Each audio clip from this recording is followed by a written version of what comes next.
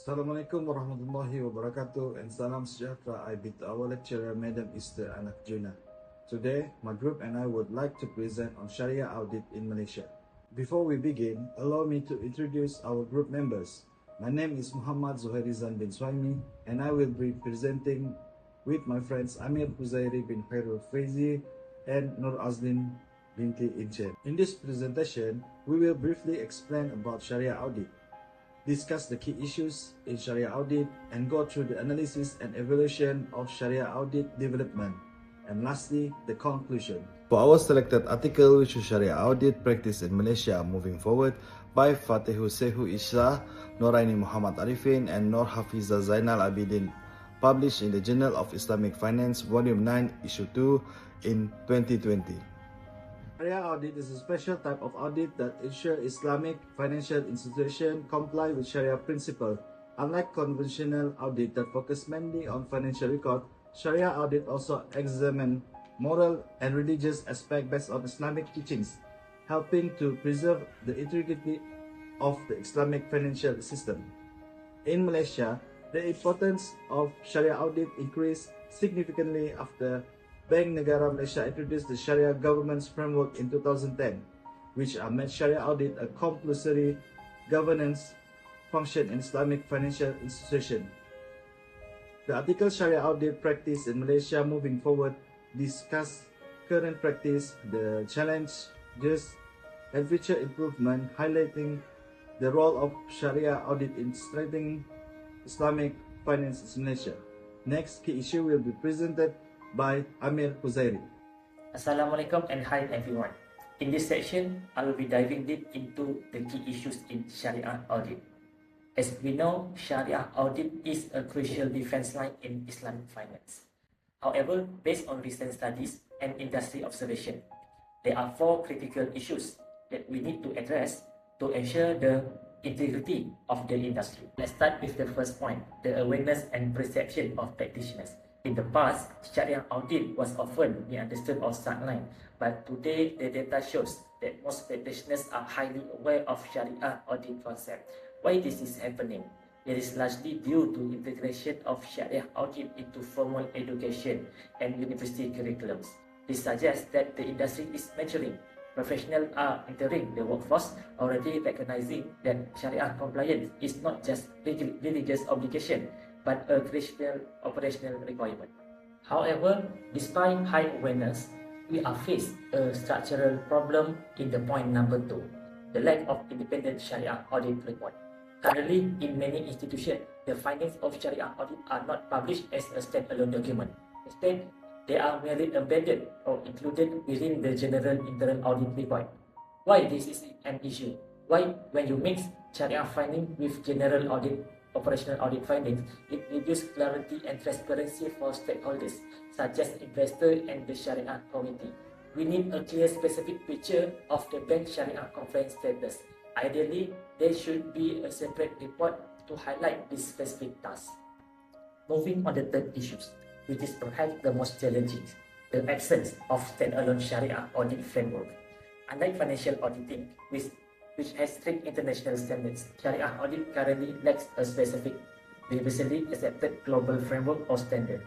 The consequence of this is consistency. Bank A might conduct their audit differently from Bank B because there is no standardized rulebook to follow.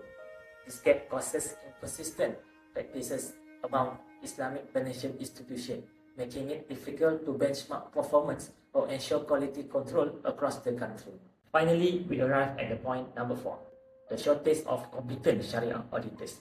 This is a classic talent gap problem. To be a good Sharia auditor, you need a unique hybrid skill set. You need to understand intricate Sharia jurisprudence, fact muamalat, and unique technical auditing skills.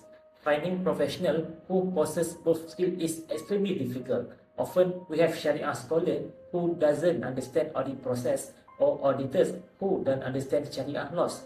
This shortage directly affects the quality and effectiveness of the audit implementation. So to summarize, while the industry is moving forward with better awareness, we still have significant work to do.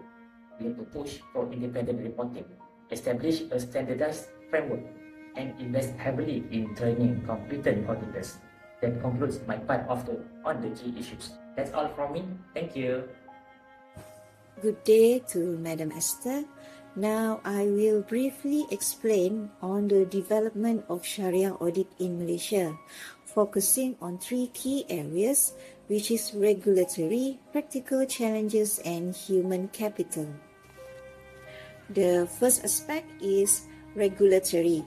Malaysia has made strong progress in strengthening Sharia audit through formal regulation, which is Sharia Governance Framework in 2010. This framework ensures that Islamic financial institutions comply with Sharia principles in their operation. As a result, Malaysia is recognized as one of the leading countries in Sharia governance and Islamic finance. The second aspect is practice gaps and structural weaknesses. Despite strong regulation, actual Sharia audit practice are still weak and inconsistent due to no single standard method used. This reduces trust, accountability, and confidence. Simply said, rules exist, but practice is not strong or consistent. And the third aspect is human capital and professionalization. Currently, there is a shortage of qualified Sharia auditors who possess both Sharia knowledge and auditing skills. This shortage limits the effectiveness of Sharia audits. But however, Sharia audit has strong potential to grow as recognized and marketable profession. To conclude these three aspects, even a strong regulatory on Sharia audit has been developed, challenges remain in terms of practice consistency, audit independence, and talent development. Addressing these issues is important to strengthen the overall effectiveness of Sharia audit in the future. Well, that's it from me. Thank you. In conclusion, Sharia audit in Malaysia is a mandate governance function supported by strong regulation. However, challenges such as the lack of dedicated framework, independent reporting, and scale auditor remain. Therefore, strengthening education standard and professional development is essential to enhance the credibility of Sharia audit in Malaysia.